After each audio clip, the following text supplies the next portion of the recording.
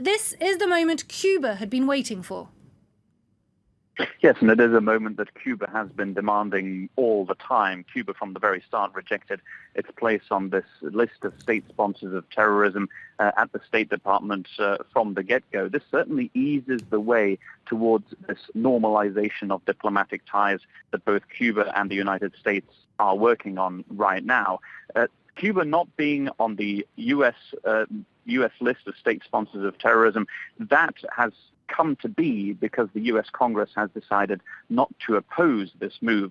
This was a recommendation from President Obama in April of this year, April the 14th, and in a 45-day period, Congress has not formally opposed this move.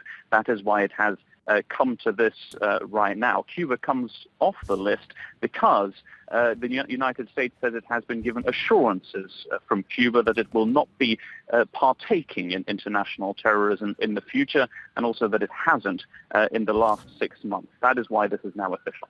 And why was it so important for Cuba? What are the consequences?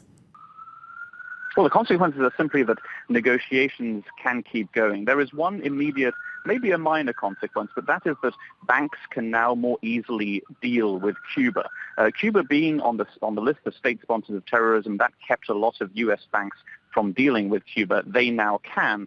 For example, they can now deal with the Cuban interests section. That is what Cuba has in terms of a diplomatic position in Washington instead of an embassy. But more than anything, this opens the door even wider still towards the next few steps. And the next few steps are, of course, the opening of embassies. We're not there yet. That could be announced as early as next week. But there might also be a few more rounds of negotiations between the United States and Cuba, either in Havana or in Washington. After the opening of embassies, of course, you also have to name ambassadors. That is another step.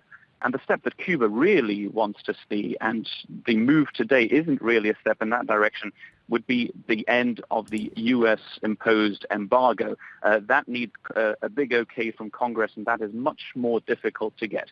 U.S. President Obama says he'd like to see Cuba off that, get rid of the embargo, or rather the United States get rid of it, but that seems unlikely to happen anytime soon. Philip Crowther reporting there from Washington. Thank you very much for that.